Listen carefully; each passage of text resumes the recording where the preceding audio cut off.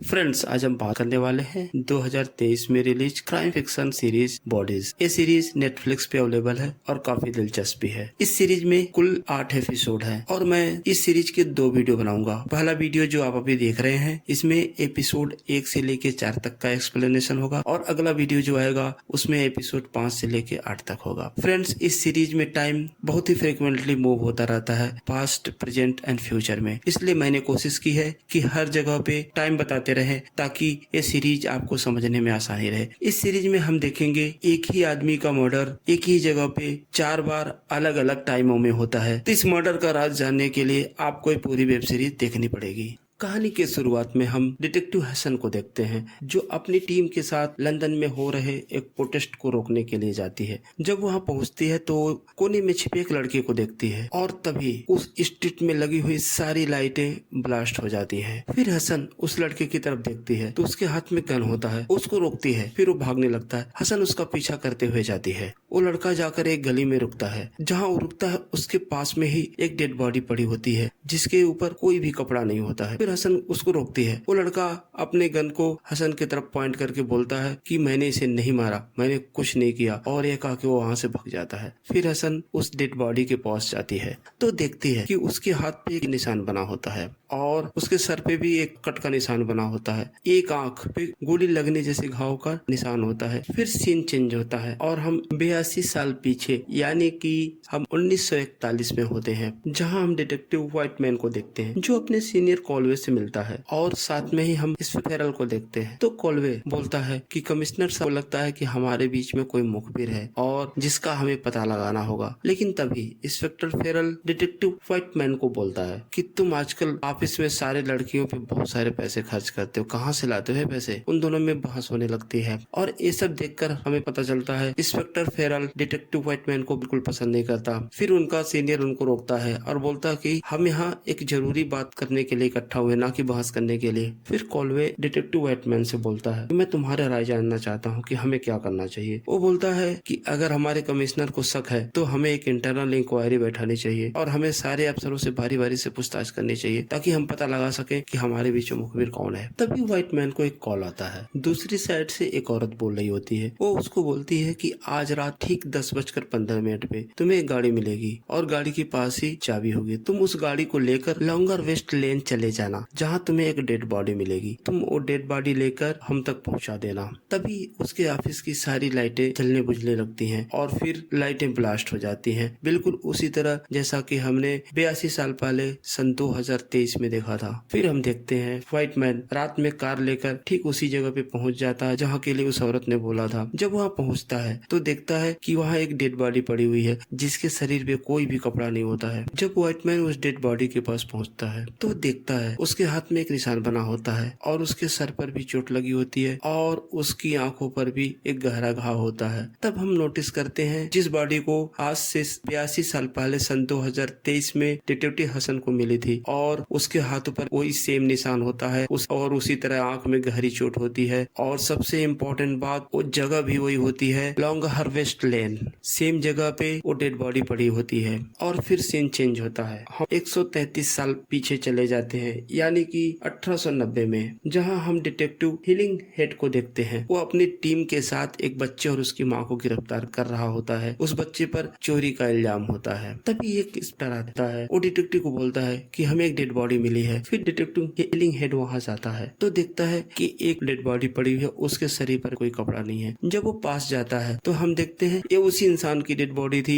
जिसको हम पहले 1941 और 2023 में भी देख चुके थे। वो जगह भी सेम होती है, उसके हाथों पर भी वही सेम निशान होता है और आंखों में गहरा घाव। ये सब देखने में काफी सरप्राइज। फिर हम देखते हैं एक जर्नलिस्ट जिसका नाम हेनरी है। वो डेड बॉडी का फोटोग्राफ्स ले रहा होता है और तभी एक इंस्पेक्टर उसका कैमरा छीन लेता है। जब वो उससे अपना कैमरा वापस मांगता है तो उसके साथ मारपीट करता है। तभी वहाँ डिटेक्टिव हेलिंग हेड को रोक के उसको वहाँ से जाने को बोलता है और फिर वो जर्नलिस्ट से पूछता है तुम यहाँ क्या कर रहे थे। वो बोलता है कि मैं एक जर्नलिस्ट हूँ और मैं यहाँ न्यूज के लिए आया था। मैंने इस डेड बॉडी के कुछ फोटोग्राफ फोटोग्राफ्स लिए हैं। तो डिटेक्टिव उसको बोलता है कि ठीक है, तुम उन फोटोग्राफ्स को डेवलप करके मुझे दे देना। फिर सीन चेंज हो जाता है और हम प्रेजेंट में आ जाते हैं, जहाँ हम डिटेक्टिव हसन को देखते हैं और वहीं उसकी टीममेट मैगी उसका हेल्थ टेस्ट कर रही होती है। तभी वहाँ उनका सीनियर इंस्पेक्टर बार्बर आ जाता है। तो हसन बार्बर को सारी इन्फॉर्मेशन देती है कि कैसे उसने लड़के को देखा और उसका पीछा किया और तब उसे यहाँ डेड बॉडी मिली। और साथ में वो ये भी बताती है कि लड़का अभी बहुत छोटी उम्र का है, लगभग 16-17 साल का होगा। इसके बाद वो मैगी से बोलती है कि आज मेरे फादर का बर्थडे है और मुझे जल्दी जाना है। फिर मैगी उसके हेल्थ टेस्ट को ओके बोल देती है और ऑफिसर से बोलती है कि अभी हसन को रेस्ट की जरूरत। उसके बाद हसन अपने घर चली जाती है और दूसरी तरफ वही ऑफिसर आपस में बात कर रहे होते हैं कि पावर आउटेज की वजह से कोई सीसीटीवी भी काम नहीं कर रहा है। दूसरे दिन हम हसन और इंस्पेक्टर बार्बर को देखते हैं जो अपनी टीम के साथ होते हैं और उस लड़के को आइडेंटिफाई भी कर लेते हैं जिसका नाम होता है सैयद ताहिर। और उन्हें उसके कॉल रिकॉर्ड से पता चलता है कि सैयद ताहिर ने थोड़ी देर पहले अपनी बहन को कॉल किया था। फिर सीन चेंज हो जाता है और अब हम 1890 में होते हैं, जहां हम देखते हैं डिटेक्टिव जो पोस्टमार्टम करने वाले डॉक्टर से बात कर रहा होता है। वो उसको बोलता है कि जहां ये डेड बॉडी मिली वहां कोई भी खून नहीं था, जबकि इसके शरीर पे जितने चोट लगे हुए हैं इनको देखकर वहां काफी खून होना चाहिए। इसका मतलब इसका मर्डर कहीं और किया गया और डेड बॉडी लाके वहां डंप कर दी गई। और साथ में ही हम प्रेजेंट टाइम को भी देखते हैं, जहां हसन और मैगी उस डेड बॉडी को लेकर के पोस्टमार्टम रूम में होती हैं और वो उस आंख पे लगे गहरे चोट के बारे में बात करती हैं। फिर हम 1890 में देखते हैं, जहां वो डॉक्टर पोस्टमार्टम कर रहा होता है। वो पूरे सर को चेक करता है लेकिन उसे बुलेट कहीं नहीं मिलती है। फिर वो डिटेक्टिव को बोलता है कि उसके बॉडी को हमने चेक किया लेकिन बुलेट उसके अंदर नहीं थी। ये थोड़ा सा लोगों के लिए सरप्राइज होता है कि उसके आंख पे इतना गहरा चोट था लेकिन बुलेट का कोई पता नहीं था, क्योंकि बुलेट उसके सर को पार करके भी नहीं निकली थी और उसके सर में भी नहीं थी। फिर सीन चेंज होकर प्रेजेंट टाइम में आ जाता है और जहाँ इंस्पेक्टर बार बार बोलता है कि जो इसके हाथ पे निशान है वो शायद किसी टेररिस्ट ग्रुप का होगा, लेकिन उनके पास इसकी कोई इन्फॉर्मेशन नहीं होती है। अब उनके पास बहुत सारे सवाल होते हैं लेकिन जवाब को एक भी नहीं होता, जैसे उसके हाथ पे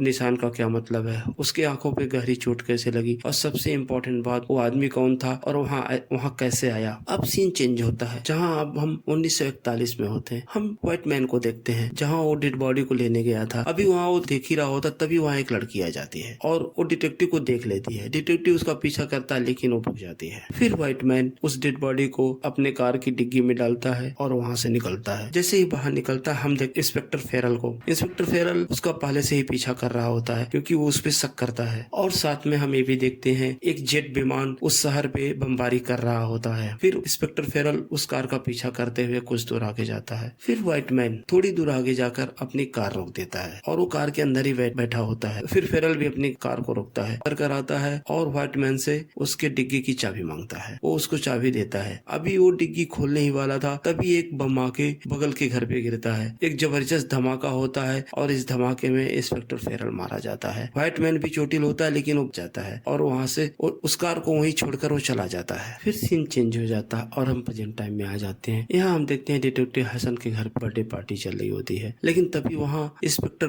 बार बार आ जाता है और उसको बुलाता है और उसको डिस्टर्ब करने के लिए सॉरी भी बोलता है। लेकिन वो बोलता है कि उस डेड बॉडी की MRI रिपोर्ट आ चुकी है और हमें उसके पूरे बॉडी में बुलेट का कहीं निशान नहीं मिला। और वो साथ में ये भी बोलता है कि मैं ताहिर के बहन से मिला, लेकिन वो कुछ भी बताने को तैयार नहीं है। तुम मुझसे मिलो और ताहिर के बारे में जानकारी निकाल। फिर हसन ताहिर के बहन से मिलने जाती है। उससे पूछती है कि ताहिर कहाँ है। वो बता मुझे कुछ नहीं पता। फिर ताहिर की बहन को बताती है कि देखो मुझे पता है ताहिर बहुत डरा हुआ था उस दिन, और जहाँ तक मैं समझती हूँ उसने वो मर्डर नहीं किया है, लेकिन इसके लिए उसको मुझसे मिलना पड़ेगा और मैं तुम्हें ये भी विश्वास दिलाती हूँ कि उसको कुछ नहीं होने दूंगी। इन सब बातों के बाद और हसन अपने टीम से मिलती है और उनको सारा अपडेट देती है। बार बार हसन के फोन को मॉनिटरिंग पे लगा देता है और हसन अपने घर जा रही होती है। जब वो घर के बाहर पहुंचती है तो देखती है एक लड़का हुडी पहने कुछ दूर पे खड़ा है और वो उसी को मॉनिटर कर रहा है। फिर थोड़ी देर बाद देखती है वो लड़का वहाँ से गायब हो जाता है। फिर सीन चेंज होता है। अब हम 1980 में हो, जहाँ हम देखते हैं डिटेक्टिव हिलिंग हेड हेनरी से मिलने उसके घर जाता है। जब वो उसके घर में जाता है तो देखता है हेनरी बहुत सारे फोटोग्राफ्स उसके घर में होते हैं। वो उनको देखता है, फिर उस रात वाले फोटोग्राफ्स को ले लेता है। अब फिर सीन चेंज होता है। अब हम 1941 में होते हैं, जहाँ हम देखते हैं डिटेक्टिव व्हाइट मैन को उसका सीनियर कॉल में बुलाता है और बोलता है फेरल की मौत की जांच तुम करोगे। तो व्हाइट मैन उस गाड़ी के अंदर जाता है, चेक करता, देखता उसका लाइटर वहाँ पाले से गिरा होता है। वो चुपके से वो लाइटर उठा के अपने जेब में रख लेता है। फिर वो बाहर आता है और डिग्गी खोलता है, तब उन्हें वहाँ पे वो डेड बॉडी मिलती है। अब जब व्हाइट मैन अपने ऑफिस में होता है तो उसे उसी रहस्यमयी औरत की कॉल आती है और वो बोलती है उससे कि हमें सिर्फ वो डेड बॉडी चाहिए थी, लेकिन तुमने काम खराब कर दिया, अब इसकी इन्वेस्टिगेशन हो रही है। तो व्हाइट मैन बोलता है कि वो सब मैं संभाल लूंगा। अब सीन चेंज होता है और हम प्रेजेंट टाइम में आ जाते हैं, जहाँ हम हसन को देखते हैं। हसन को उस लड़के ताहिर का कॉल आता है और वो उससे मिलने के लिए एक शॉपिंग मॉल में बुलाता है। अब हसन का फोन मॉनिटरिंग पे था, उसकी टीम को भी पता चल जाता है कि हसन उस लड़के से शॉपिंग मॉल में मिलने वाली है। हसन ताहिर से मिलने के लिए उस शॉपिंग मॉल में जाती है। पीछे से उसका सीनियर इंस्पेक्टर बार-बार भी अपनी टीम लेके वहाँ पहुँच जाता है। हसन ताहिर से बात कर रही होती है। ताहिर उसको बोलता है कोई भी मेरी बात समझ नहीं रहा, उन्होंने मुझसे बोला था कि ऐसा होगा, उन्होंने ये भी बोला था कि वो डेड बॉडी तुम्हें ही मिलेगी। फिर हसन बोलती है कौन, लेकिन वो किसी का नाम नहीं बताता, वो सिर्फ यही बोलता रहता है कि उन्होंने बोला था ऐसा होगा। और तभी वो अपना गन हसन की तरफ पॉइंट कर देता है। हसन उसको रोकती है, बोलती है कि हम बात कर सकते हैं, लेकिन वो बात नहीं सुनता। तभी पीछे से एक पुलिस वाला उस पे गोली चलाता है। हसन ताहिर को खींचकर नीचे गिरा लेती है और बचा लेती है। अपनी ही गन से अपने को शूट कर लेता है और मारा जाता है। अब यहाँ हसन ये नहीं समझ पा रही थी कि ताहिर ने अपने आप को गोली क्यों मारी, जबकि उसे वो बचा सकती थी। फिर हसन और उसकी टीममेट मैगी उस शॉपिंग मॉल के सीसीटीवी फुटेज चेक कर रहे होते हैं, तो उन्हें वो देखते हैं कि ताहिर एक और लड़की के साथ वहाँ बैठा होता है और ये लड़का वही होता है जो एक दिन पहले हसन के घर के बाहर उस पर नजर रख रहा था। और इसके बाद सीन चेंज हो जाता है और हम 30 साल आगे फ्यूचर में होते हैं, यानी कि 2053 में, जहाँ हम डिटेक्टिव मैपलहुड को देखते हैं। वो अपने कार से जा रही होती है, लेकिन वहाँ भी उस स्ट्रीट पे लगी सारी लाइटें एक साथ ब्लास्ट हो जाती है और उसकी कार रुक जाती है। वो कार से बाहर आती है। अब हम फ्यूचर में हैं, यहाँ टेक्नोलॉजी भी एडवांस दिखाई जाती है। उसकी पूरी कार आर्टिफिशियल इंटेलिजेंस से होती है। तो अपने एआई से पूछती है कि तुम यहाँ मैग्नेटिक पल्स चेक करो। फिर वो मैग्नेटिक पल्स चेक करके बताता है कि हमें पास में ही एक अबनॉर्मल एक्टिविटी ऑब्जर्व की गई है। फिर मैपलहुड उस जगह पे वो पैदल जाती है और वह जब वहाँ पहुँचती है तो वो देखती है कि वहाँ भी एक डेड बॉडी पड़ी होती है, सेम वैसे ही जैसे हम पहले देख चुके थे। उस डेड बॉडी के ऊपर कोई भी कपड़ा नहीं होता है, उसके आंखों में उसी तरह से गहरा चोट और हाथ पे निशान। फिर मैपलहुड अपने टीम को इन्फॉर्म करती है, बताती है कि यहाँ एक डेड बॉडी मिली है और सपोर्ट टीम भेजो। लेकिन तभी वो क्या देखती है, वो जिंदा होता है। वो फिर से कॉल करके एम्बुलेंस को बुलाती है और फर्स्ट एपिसोड यहीं पर खत्म हो जाता है। सेकेंड एपिसोड की शुरुआत प्रेजेंट टाइम से होती है, जहां हम हसन को देखते हैं। वो अपनी टीम के साथ मैनिक्स को गिरफ्तार करने जाती है। मैनिक्स ताहिर का वो दोस्त है जो उस दिन शॉपिंग मॉल में देखा गया था। और वो जब मैनिक्स के घर पहुंचती है, हसन उसके कमरे में देखती है कि उसकी पूरी फैमिली के फोटोग्राफ उसके पास होते हैं। इसका मतलब वो लंबे समय से हसन को मॉनिटर कर रहा था। फिर हसन और इंस्पेक्टर बार्बर मैनिक्स के मॉम डैड से बात करते हैं। वो उनसे पूछते हैं तो बोलते हैं कि 2 दिनों से वो घर नहीं आया और हमें नहीं पता वो कहाँ है। फिर वो उन फोटोग्राफ्स के बारे में पूछते हैं तो बोलते हैं कि हमें बिल्कुल आइडिया नहीं है कि मानिक ने ये फोटोग्राफ्स क्यों लिए। और हमें यहाँ ये भी पता चलता है कि मानिक्स के फादर रिटायर्ड पुलिस ऑफिसर हैं। फिर वो उन्हें एक वीडियो क्लिप दिखाते हैं जहाँ बताते हैं कि मानिक्स ताहिर के साथ खड़ा होता है और उनके पास वो गन होती है। लेकिन उसके मॉम डैड बताते हैं कि हमें इसका कोई भी आइडिया नहीं कि वो क्या करता है क्या नहीं करता है। और इन सब बातों में हमें ये पता चलता है कि मानिक्स उनका अपना बेटा नहीं, उसको उन्होंने गोद लिया था। और फिर सीन चेंज होकर फ्यूचर में चला जाता है, जहां हम देखते हैं कि मैपलहुड अपने कमरे में बैठी होती है। तभी उसकी पड़ोसन आती है जिसका नाम डूनेट है और वो दोनों बैठकर टीवी देख रहे होते हैं। तो टीवी पे एक प्रोग्राम चलता है जिसमें हमें दिखाया जाता है 2023 में एक बम ब्लास्ट हुआ था जिसमें बहुत सारे लोग मारे गए थे और लोग उनको याद करके दुखी होते हैं। तो डूनेट मैपलहुड से पूछती है क्या तुमने भी किसी को खोया था? तो बोलती हाँ, मेरे डैड, मैंने अपने डैड को उस बम ब्लास्ट में खो दिया था और जिसकी वजह से कुछ दिनों बाद मेरी माँ भी नहीं रही। और फिर सीन चेंज होता है और हम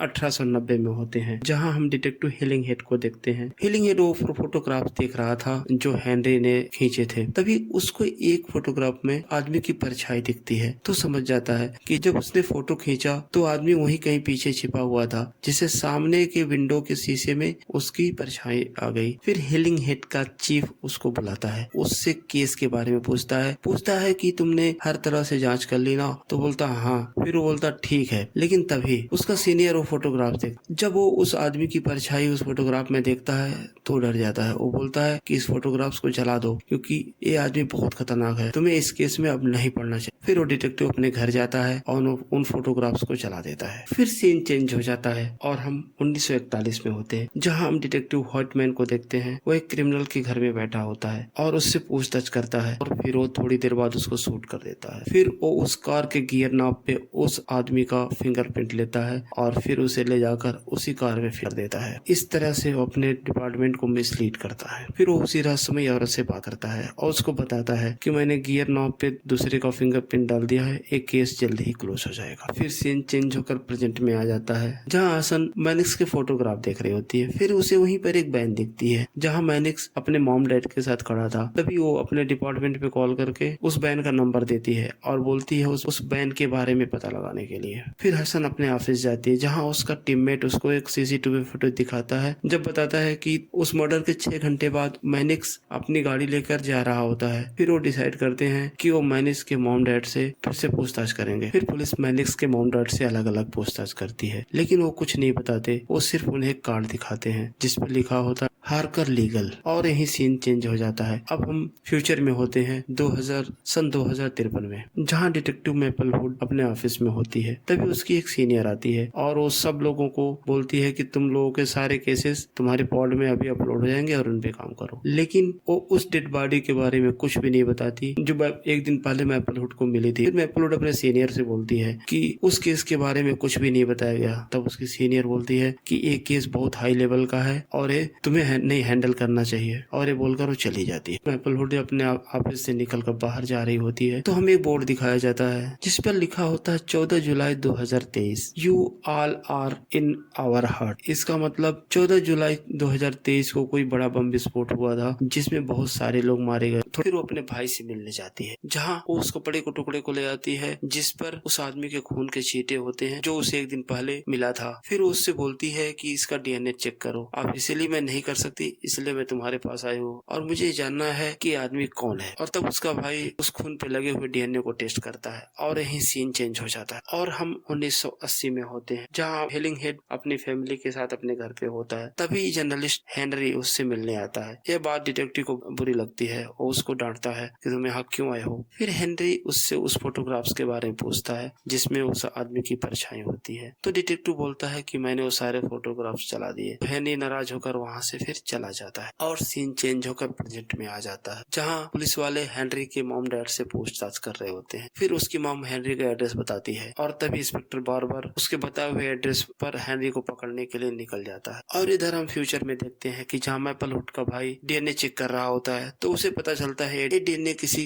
गैब्रियल डिफोर्ट का है। फिर मैपलवुड अपने भाई के घर से बाहर आती है, अपने कार में बैठती है। जैसे वो कार में बैठती है उसकी कार उसे डेस्टिनेशन पूछती, कहाँ जाना, बोलती होम। लेकिन तभी अलार्म सा बजता है और वो उसका डेस्टिनेशन चेंज हो जाता है। उसे उसकी कार एक अलग जगह पर लेके जाती है। फिर सीन चेंज हो जाता है और अब हम 1941 में होते हैं, जहाँ व्हाइटमैन और उसकी टीम फेरल के लिए प्रे कर रहे होते हैं। तभी उसका सीनियर कॉल पे आता है और वो बोलता है कि जिस दिन फेरल मारा गया उसने मुझसे बोला था कि वो तुम्हारा पीछा करने वाला है। कार के गियर पे जिसके फिंगरप्रिंट्स मिले हैं उस आदमी ने भी सुसाइड कर लिया। तुम्हें नहीं लगता कि ये केस कुछ आसानी से ही सॉल्व हो गया? अभी वो आपस में बात कर ही रहे होते हैं, तभी उसकी असिस्टेंट आती है और बोलती है कि सर एक बच्ची आई है और उस अज्ञात लाश के बारे में कुछ बताना चाहती है। फिर वो दोनों उससे मिलने जाते हैं तो व्हाइटमैन देखता है ये बच्ची कोई और नहीं, ये वही है कि जब वो डेड बॉडी के पास खड़ा था और उसको देख लेती है और वहाँ से तभी उसको उस औरत का कॉल आता है और उससे पूछती है कि क्या वो लड़की तुम्हें पहचान सकती है? तो व्हाइटमैन बोलता हाँ। और फिर सीन चेंज हो जाता हम 1890 में, जहाँ डिटेक्टिव जर्नलिस्ट हेनरी का लिखा हुआ एक आर्टिकल पढ़ता है जिसमें लिखा होता है कि यहाँ की पुलिस उस अज्ञात लाश के बारे में पता करने के बजाय उन सबूतों को मिटा रही है। फिर हेलिंगहेड उस जर्नलिस्ट से मिलने जाता है, उसको बोलता है कि अगर तुम सचमुच चाहते हो कि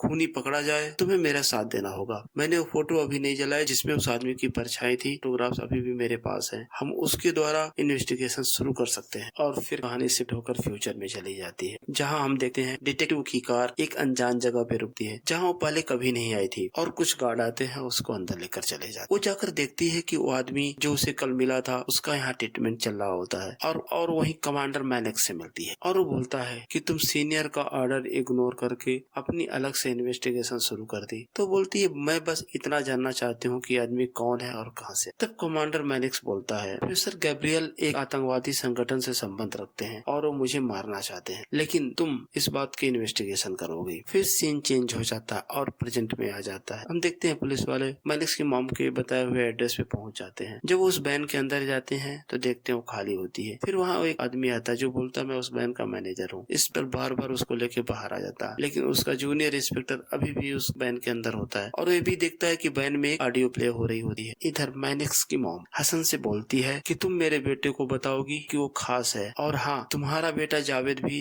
इसमें कुर्बान हो जाएगा। फिर वो बोलती है कि तुम मेरे बेटे को कैसे जानती है? तो बोलती है कि उन लोगों ने बोला था तुम्हारे बेटे की भी कुर्बानी इसमें होगी, लेकिन वो किसी का नाम नहीं बताते कि किसने बोला था। ये सब बोलने के बाद वो बोलती है कि लगता है मैंने ज्यादा बोल दिया और जो मुझे नहीं बोलना चाहिए था, यह कहा कि अपनी वो जबान काट लेती है। फिर हसन इंस्पेक्टर बार्बर को कॉल करती है। वो बोलती है कि वैन में बम है, ट्रैप है, हमें फंसाया गया है। उधर वैन में जो ऑफिसर होता है जैसे ही वो ऑडियो को स्टॉप करता है वैन ब्लास्ट हो जाती है और वहीं पे मारा जाता है। फिर सीन चेंज हो जाता है। अब हम फ्यूचर में होते हैं जहाँ हम देखते हैं कि वहाँ डिटेक्टिव मैपलवुड गैब्रियल के ऑफिस जाती है, वहाँ के हेड ऑफ डिपार्टमेंट से मिलती है और उससे बोलती है कि 2 दिन पहले किसी ने गैब्रियल को गोली मार दी। अभी वो बात कर ही रही होती है तभी वो देखती है कि गैब्रियल वहाँ आ जाता है और वो जिंदा होता है। वह देखकर उस पर गन पॉइंट करती है और उससे पूछती है कि तुम्हारा कोई ट्विन है? तो बोलता नहीं। फिर वो उसको अरेस्ट कर लेती है और इसी सस्पेंस के साथ एपिसोड 2 खत्म हो जाता है। यहाँ हम डिटेक्टिव हिलिंग हेड को देखते हैं। वो जर्नलिस्ट हेनरी के साथ क्राइम स्पॉट पर जाता है जहाँ वो आदमी चुपके से खड़ा हुआ था। फिर वो वहाँ पे बताता है कि मुझे यहाँ के लैंप पे कुछ फिंगरप्रिंट्स मिले हैं। पास में वो देखता है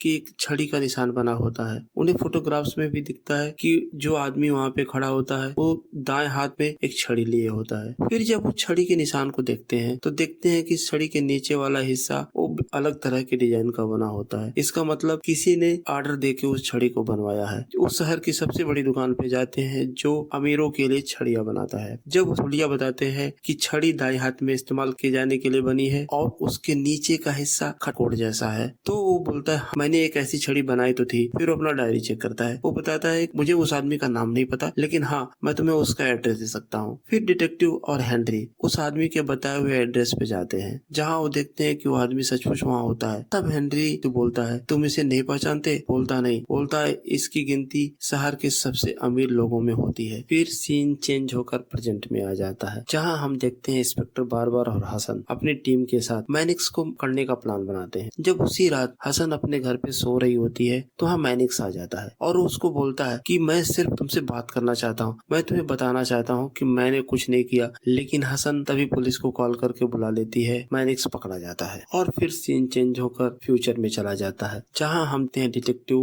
मैपलवुड प्रोफेसर गैब्रियल के साथ उस जगह पे जहाँ गैब्रियल का हमशक्ल एडमिट था। गैब्रियल अपने हमशक्ल को देख करके काफी सरप्राइज हो जाता है। फिर वो अपने हाथ पर भी वो निशान चेक करने लगता है जो उसके हाथ में होते हैं, लेकिन वो देखता है उसके हाथ में कुछ ऐसा निशान नहीं है। लेकिन थोड़ी देर बाद हम देखते हैं कि जो आदमी एडमिट था उसके शरीर में अजीब सी हरकतें होने लगती हैं। फिर उसकी वहीं पे डेथ हो जाती है। अब सीन चेंज हो जाता है और हम 1941 में होते हैं जहाँ हम देखते हैं डिटेक्टिव व्हाइटमैन और उसका सीनियर कोल्वे उस लड़की से पूछताछ कर रहे होते हैं, लेकिन वो लड़की कुछ नहीं बोलती। कोल्वे पूछता है कि तुम्हें इस डेड बॉडी के बारे में क्या पता है? वो चुप हो रहा है। थोड़ी देर बाद वो जर्मन लैंग्वेज में व्हाइटमैन से बोलती है और फिर व्हाइटमैन उसे जर्मन में बात करने लगता है। अब चूंकि उसके टीम में किसी को जर्मन नहीं पता होता है तो वो उससे पूछता है चुप रहने के लिए क्या लोगी? वो बोलती है मुझे 10 पाउंड चाहिए। वो बोलता ठीक है, कल तुम मुझसे मिलना और पैसे ले लेना। और फिर अपने सीनियर से बोलता है कि इसे कुछ नहीं था, इसे भूख लगी है और ये आइसक्रीम खाना चाहती है, इसलिए फोटो लेके हमारे पास आ गई कि हो सकता हम इसे कुछ खाना दे दे। फिर दूसरे दिन जब व्हाइटमैन उस लड़की से मिलता है तो उसे 10 पाउंड नहीं और कम पैसे देता है। तो लड़की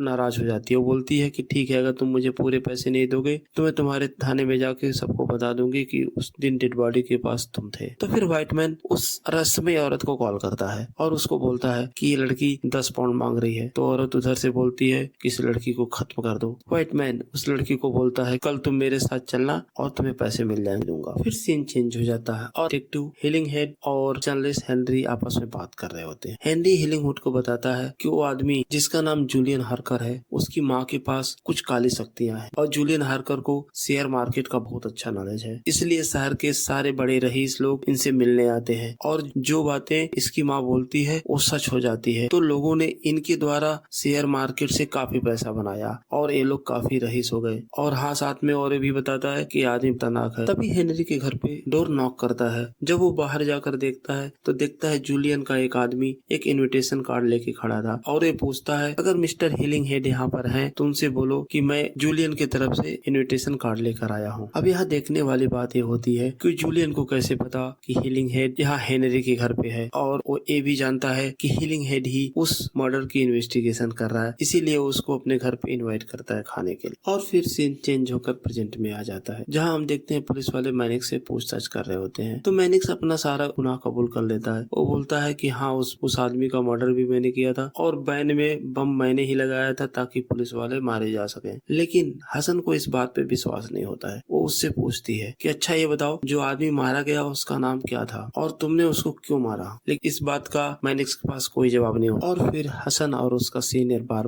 उस रूम से बाहर आकर डिस्कस करते और यही सीन चेंज हो जाता है। हम देखते हैं डिटेक्टिव व्हाइटमैन उस लड़की को लेकर अपने कार से कहीं जा रहा होता है, लेकिन तभी उसकी नजर एक कार पे पड़ती जो उसका पीछा कर रही होती है। फिर वो अपनी कार की स्पीड बढ़ा देता है और आगे जाकर छुप जाता है और उस कार से पीछा छुड़ाता है। तभी वो लड़की उससे पूछती है कि ये लोग कौन थे, पुलिस वाले। वो बोलता है मुझे नहीं पता। उसी समय उस लड़की को उस कार में क्लोरोफॉर्म की बोतल मिलती है। तब वो समझ जाती है ये ऑफिसर मुझे बेहोश करके मार देगा। कार से उतरकर भागना चाहती है, लेकिन डिटेक्टिव उसको पकड़ लेता है और बेहोश कर देता है। और हम देखते हैं कि डिटेक्टिव उसको ले आकर एक गड्ढे में फेंक देता है और उसे शूट कर देता है। यहीं पर सीन चेंज हो जाता है और फिर सीन चेंज होकर प्रेजेंट में आ जाता है, जहां हम देखते हैं हसन मैनिक्स से बोलती है कि तुम चाहो तो तुम अपना वकील बदल सकते हो, तुम्हें इस बात का अधिकार है। थोड़ी देर बाद वो लोग उसके वकील को वहाँ से बाहर निकाल देते हैं। फिर मैनिक्स इंस्पेक्टर बार्बर से बोलता है कि तुम भी बाहर जाओ तभी मैं कुछ बात करूंगा, लेकिन बार्बर बाहर नहीं जाता। तो बोलता है ठीक है मैं चुप रहूंगा, मैं कभी कुछ नहीं बोलूंगा।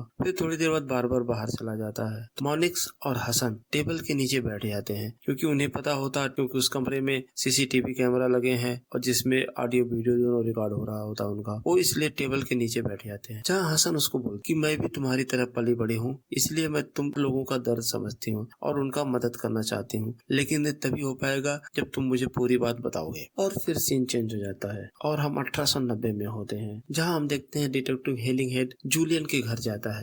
फिर जूलियन डिटेक्टिव से बोलता है वो उसका नाम उस मर्डर केस से निकाल दे, लेकिन आपस की सहमति की बातें हैं। फिर वो डिटेक्टिव को अंदर ले जाता है, अपनी माँ से मिलवाता है। फिर जूलियन डिटेक्टिव को ड्रिंक ऑफर करता है। डिटेक्टिव वो ड्रिंक पी लेता है। फिर डिटेक्टिव जूलियन से उस मर्डर केस के बारे में बात करना चाहता है, लेकिन जूलियन उससे वो बात नहीं करता, वहाँ से चला जाता है। और हीलिंग हेड वहीं पर एक ढक्कन होता है जिसपे जूलियन के हाथों के निशान होते हैं, वो उनको रखना चाहता है, लेकिन पीछे जूलियन की माँ बोलती है क्या तुम भूत प्रेत आत्माओं पे विश्वास करते हो। तो हीलिंग हेड बोलता है नहीं बिल्कुल नहीं करता, लेकिन वो बोलता है कि अगर ये सच है आदमी से बात करना है जिसकी उस दिन मौत हुई, मुझे ये जानना है कि वो कौन है और उसको किसने मारा। और फिर उस कमरे में सारी चीजें हिलने लगती हैं। उसकी माँ एक पेंसिल से एक कागज पे लिखती है डिफॉय। तब हम देखते हैं डिफॉय वही आदमी है जो भविष्य में सन 2053 में प्रोफेसर होता है और जिसका डीएनए उस आदमी के डीएनए से मैच हो जाता है। और यहाँ पास्ट और फ्यूचर दोनों के सीन आपस में चलते हैं, जहाँ हम देखते हैं डिटेक्टिव मैपलवुड डिफॉय से पूछती है कि अगर तुम उस आदमी को नहीं जानते तुम्हारा और उसका डीएनए एक कैसे हो सकता है। तुम एक प्रोफेसर हो, तुम्हें ये बात अच्छे से पता है, अलग अलग लोगों का डीएनए एक नहीं हो सकता। और उधर हीलिंग हेड जूलियन की माँ से पूछता है कि उस आदमी से पूछो कि उसका कत्ल किसने किया था। अभी वो MA लिख पाता है, तभी डिटेक्टिव वहाँ से उठ के जाने लगता है, लेकिन जैसे ही हीलिंग हेड वहाँ से उठता है उसको चक्कर आ जाता है और वो गिर के बेहोश हो जाता है। फिर सीन चेंज होकर प्रेजेंट में आ जाता है, जहाँ हसन मानिक्स से बात कर रही होती है। तो मानिक्स उसको बताता है उस आदमी को ना मैंने मारा ना ही ताहिर ने मारा, उन्होंने हमें ये बताया था कि ये डेड बॉडी आने वाली है और वो तुम्हें मिलेगी, और ये आज पहली बार नहीं आ रही है, ये कई बार पहले भी आ चुकी है और भविष्य में भी आएगी। लेकिन ये सब बातें हसन को नहीं समझ में आती हैं। वो बोलता है मैं नहीं चाहता कि मैं इसका जरिया बनूं। तो बोलती है कैसा जरिया। वो बोलता है कि एक बहुत बड़ा बम ब्लास्ट होगा जिसमें लाखों करोड़ों लोग मारे जाएंगे, तुम ही मुझे इस काम के लिए मजबूर करोगी। और ये दोनों आपस में बात कर ही रहे होते हैं, तभी इंस्पेक्टर बार बार आ जाता है और वो देखता है कि ये दोनों टेबल के नीचे बात कर रहे होते, तो गेट को खोल करके इनको बाहर निकाल देता है। लेकिन हसन बम ब्लास्ट केस के बारे में बताती है, तो बार बार बोलता है कि वो लड़का तुम्हें बेवकूफ बना रहा, तुम बेवकूफ बन भी रही हो, ऐसा कुछ नहीं है। और फिर सीन चेंज हो जाता है। अब हम 1941 में होते हैं, जहाँ हम देखते हैं डिटेक्टिव व्हाइटमैन अपने घर पे होता है। तभी उसे उस रहस्यमयी औरत का कॉल आता है और उससे पूछती है कि बच्ची मारी गई। तो बोलता है हाँ बच्ची मारी गई, और इसके बाद वो अपने घर में कुकिंग करने लगता है। तभी हम देखते हैं कि वो लड़की जिंदा होती है, उसने उसे नहीं मारा मारा होता है। जब वो होश में आती है तो चिल्लाने लगती है, तो उसको रोकता है। वो बोलता है कि देखो, मुझे तुम्हें मारने के लिए ऑर्डर दिया गया था, लेकिन मैंने तुम्हें नहीं मारा। अगर तुम शोर मचाओगी और उन्हें पता चल जाएगा कि तुम जिंदा हो, हम दोनों को मार देंगे। फिर सीन चेंज हो जाता है। हम 1890 में होते हैं, जहाँ देखते हैं हीलिंग हेड नशे की हालत में हेनरी के घर पहुँचता है। हेनरी उसको घर के अंदर ले जाता है और सुला देता है। जब सुबह हीलिंग हेड होश आता है तो बताता है कि शायद जूलियन ने जो ड्रिंक मुझे पीने के लिए दिया था उसमें कुछ नशीली चीज मिला रखी थी। और यहाँ से सीन चेंज होकर फ्यूचर में चला जाता है, जहाँ हम डिटेक्टिव मैपलवुड को देखते हैं जो कमांडर मैनिक्स से बात कर रही होती है। वो बताती है प्रोफेसर एक अलग तरह का आदमी है, लेकिन अपने हमशक्ल की मौत से काफी दुखी है। फिर कमांडर मैनिक्स बोलता है कि ये हमशक्ल नहीं था, ये प्रोफेसर डिफॉय ही है, लेकिन भविष्य से आया है। और वो ये भी बोलता है कि तुम्हें ये सब बातें अभी अजीब लग रही होंगी, लेकिन तुम ये जानती हो कि ये नामुमकिन नहीं है। डिफॉय ऐसा कर सकता है। अगर डिफॉय भविष्य में जा सकता है तो वो बहुत कुछ बदल सकता है, वो इस दुनिया का सर्वनाश भी कर सकता है। फिर हम देखते हैं प्रेजेंट टाइम में डिटेक्टिव हसन और 1890 में डिटेक्टिव हीलिंग हेड दोनों उसी जगह पे खड़े होते हैं जहाँ वो लाश मिलती है। फिर हीलिंग हेड उस जगह पे जाता है जहाँ वो आदमी छिपा होता है और अपने चाकू से वहाँ पे हीलिंग हेड लिखता है और साथ में वो निशान भी बनाता है पर वो डेड बॉडी के हाथों पे बना होता है। और इसी के साथ एपिसोड 3 यहाँ खत्म हो जाता है। एपिसोड 4 की शुरुआत भी वहीं से होती है जहाँ एपिसोड 3 खत्म हुआ था, जहाँ हम देखते हैं हसन और इंस्पेक्टर बार्बर उस जगह को देखने जाते हैं जहाँ हीलिंग हेड लिखा होता है और उसके ऊपर पर उस लाश पर बने हुए निशान जैसा निशान भी बना होता है। तो ये देखकर इंस्पेक्टर बार्बर बोलता है न्यूज को देखकर किसी बच्चे ने बना दिया हो। फिर वो बोलता मैं रिसर्च टीम को बोलता हूँ चेक करने के लिए। उसके बाद हम देखते हैं हसन और मैगी डाटाबेस में चेक करते हैं तो उन्हें डिटेक्टिव हीलिंग हेड का नाम मिलता है। उसके बाद Hassan police centre file store में जाती है जहाँ उसे लॉन्गर वेस्ट लेन की मिलती है। जब वो फाइल को खोलकर वो देखकर सरप्राइज हुआ। उस फाइल के अंदर जो डेड बॉडी का फोटो था, सेम डेड बॉडी उसे कुछ दिनों पहले मिली थी। सेम वही कट के निशान, वही आंखों पे चोट के निशान और हाथ पे बना हुआ वो टैटू, सब सेम ही होते हैं। उसे कुछ समझ में नहीं आता अभी। वहीं हसन को 1941 की भी फाइल मिल जाती है जिसमें सेम डेड बॉडी होती है और निशान भी सेम वही होते हैं। फिर सीन चेंज हो जाता है। हम 1941 में डिटेक्टिव व्हाइटमैन को देखते हैं जो अपने ऑफिस जाता है तो देखता है कि उसके ऑफिस में काफी भीड़ लगी होती है। तो अपने असिस्टेंट कैटलिन से पूछता है क्या बात है। तो बोलती है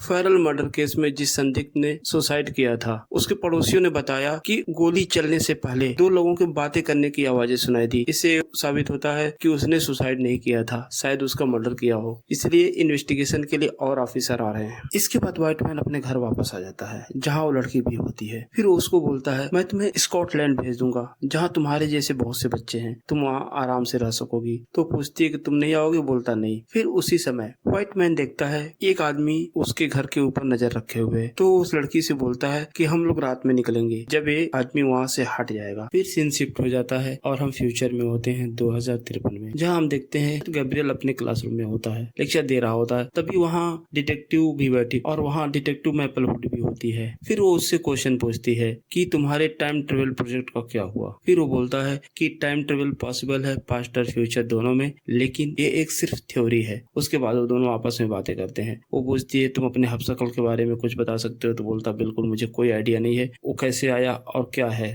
और वो ये भी बताता है ना तो मैंने कोई टाइम मशीन बनाई है और ना तो मेरा किसी टेररिस्ट ग्रुप से कोई संबंध है और मुझे अब डर लग रहा है। फिर वो उसे लेकर अपने घर चली जाती है और फिर से सीन शिफ्ट होकर के प्रेजेंट में आ जाता है जहाँ हम देखते हैं हसन मैगी को एक फिंगरप्रिंट चेक करने के लिए देती है। ये वही फिंगरप्रिंट होता है जो 1890 में उस लालटेन पर मिला था। फिर वो बार-बार से मिलती है कि मुझे तुम्हें एक फाइल दिखानी, लेकिन यहाँ नहीं कहीं बाहर। फिर वो दोनों एक रूम में चले जाते हैं। तो हाँ बोलती है कि जो भी मैं बोलूंगी वो उसका कोई ऑफिशियल स्टेटमेंट नहीं होगा, हमारी तुम्हारे आपस की बात होगी। फिर उसे फाइलें दिखाना शुरू करती है। फिर उसे रिसेंटली मिले डेड बॉडी के फोटोग्राफ दिखाती है और उसके बाद 1890 में एक अखबार के छपे हुए आर्टिकल का पेज दिखाती है जिसमें सेम डेड बॉडी होती है जो इन्हें अभी रिसेंटली में मिली हुई थी।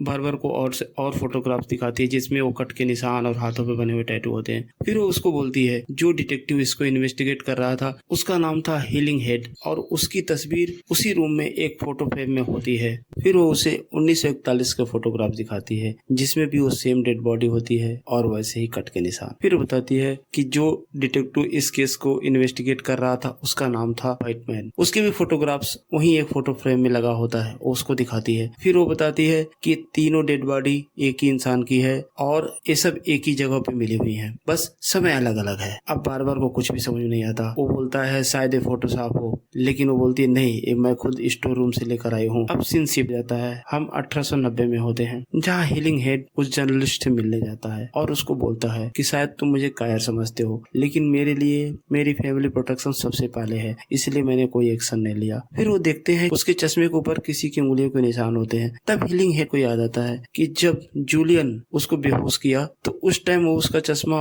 अपने हाथों से उसके जेब में रखा था, उंगलियों के निशान उस चश्मे पे आ गए। अभी इनके लिए एक एविडेंस होता है। फिर सीन शिफ्ट होकर के 1941 में चला जाता है जहाँ हम व्हाइट मैन को देखते हैं और देखते हैं कि सिटी पर बमबारी हो रही होती है क्योंकि इस सेकेंड वर्ल्ड वॉर का टाइम होता है। उसके घर के बाहर एक आदमी भी उस पर निगरानी रखता है। तभी एक बम का धमाका होता है और वो लड़की डर कर घर से बाहर भाग जाती है। व्हाइट मैन भी उसके पीछे पीछे जाता है। फिर व्हाइट मैन उस लड़की को किसी तरह बचते बचाते लेकर भाग रहा था, जहाँ हम देखते हैं कि व्हाइट मैन जिस लड़की को कुछ दिनों पहले मारना चाहता था अब अपनी जान पे खेलकर उसकी जान बचा रहा था। फिर सीन शिफ्ट हो जाता है और हम प्रेजेंट में आ जाते हैं जहाँ हम देखते हैं हसन और बार्बर एंड्रू के बारे में बात कर रहे होते हैं। एंड्रू मैनिक्स का फादर होता है। वो बात करते हैं कि पूछताछ के दौरान एंड्रू ने उनको एक कार्ड दिखाया था। फिर वो लोग उस कंपनी की डिटेल पता करते हैं तो उन्हें पता चलता है इस कंपनी की शुरुआत 1894 में जूलियन हार्कन ने की थी। ये जूलियन हार्कन उस समय 1890 में उस मर्डर केस का संदिग्ध था जिसका इन्वेस्टिगेशन डिटेक्टिव हीलिंग हेड कर रहा था।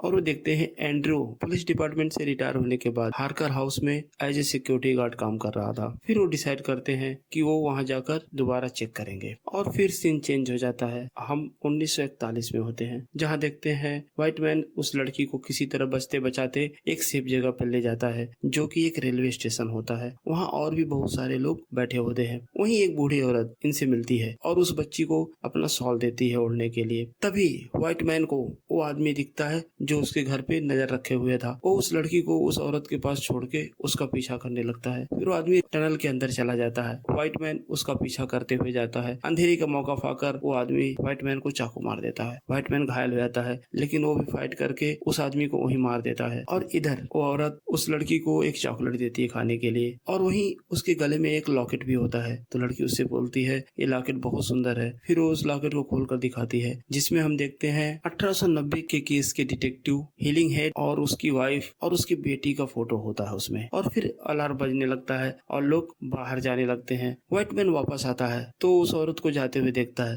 वो बोलता है कि लड़की कहाँ है। वो बोलती है कि लड़की बोली कि वो सिर्फ तुम्हारे साथ ही जाएगी। जाते वक्त वो औरत उससे बोलती है खुशकिस्मत हो व्हाइट मैन। यह सोचकर वो सरप्राइज हो जाता है। उसने उस औरत को अपना नाम तो कभी बताया नहीं था। फिर वो जल्दी से उस बच्ची के पास जाता है। वो बच्ची पहले से मर चुकी होती है। शायद उस चॉकलेट में ही पॉइजन था जो उस औरत ने उसको दिया। यह देखकर वो काफी दुखी हो जाता है। और फिर सीन चेंज होकर प्रेजेंट में आ जाता है जहाँ हम देखते हैं हसन रात के समय चुपके से हार्कर हाउस में तलाशी लेने जाती है। एंड्रू आ जाता है। एंड्रू को पता होता है कि हसन उस घर में तलाशी लेने के लिए आई है। वो उसको बोलता कि बाहर आ जाओ, मुझे पता था कि तुम यहाँ जरूर आओगी। और तब हसन बाहर आ जाती है। फिर सीन चेंज हो जाता है और हम फ्यूचर में होते हैं 2053 में जहाँ हम डिटेक्टिव प्रोफेसर को लेकर अपने घर आती है। तभी उसकी पड़ोसन वहाँ आ जाती है। फिर वो अपनी पड़ोसन से किसी तरह छुटकारा पाती है। फिर वो दोनों अंदर आकर बैठकर बातें करते हैं। तो प्रोफेसर बोलता है टाइम ट्रेवल पॉसिबल है लेकिन ये अभी तक थ्योरी ही है, इस पे कुछ भी प्रैक्टिकल नहीं है। फिर वो बैठकर आपस में बातें करते हैं और ड्रिंक भी करते हैं। प्रोफेसर वॉशरूम जाता है और तभी उसकी पड़ोसन दोबारा आ जाती है। वो बोलती है मेरी बिल्ली तुम्हारी विंडो के साइड आ गई है, मुझे उसे लेना है। जब वो लेने जाती है तब तो रिरू देखती है कि प्रोफेसर वहाँ से भग रहा है। वो उसका पीछा करती है। वो उसको पीछा करती है और उसको पकड़ लेती है। वो अभी उसको गिरफ्तार ही करने वाली थी तभी उसकी पड़ोसन ड्यूनेट आकर के उसको बेहोश कर देती है। अब हमें यहाँ पता चलता है कि प्रोफेसर डिफॉय और डिटेक्टिव की पड़ोसन ड्यूनेट दोनों पहले से एक दूसरे को जानते थे और मिले भी होते थे। फिर सीन शिफ्ट हो जाता है। अब हम प्रेजेंट टाइम में होते हैं जहाँ हसन एंड्रू के साथ जाती है। तो देखती है कि बहुत सारी पुरानी डेड बॉडीज शीशे के अंदर रखी होती हैं और फिर एंड्रयू हसन को पकड़कर एक अंधेरे कमरे में बंद कर देता है और यही एपिसोड 4 खत्म हो जाता है। फ्रेंड्स, ये था एपिसोड 1 से लेके 4 तक का एक्सप्लेनेशन। हमें कमेंट बॉक्स में जरूर बताएं आपको ये कैसा लगा। और एपिसोड 5 से लेकर 8 तक अगले वीडियो में आएंगे। अगला वीडियो मैं 1 से 2 दिनों में अपलोड करूंगा। फ्रेंड्स, ऐसे ही नए मूवी और नए सीरीज के वीडियो देखने के लिए मेरे चैनल को सब्सक्राइब करें। धन्यवाद।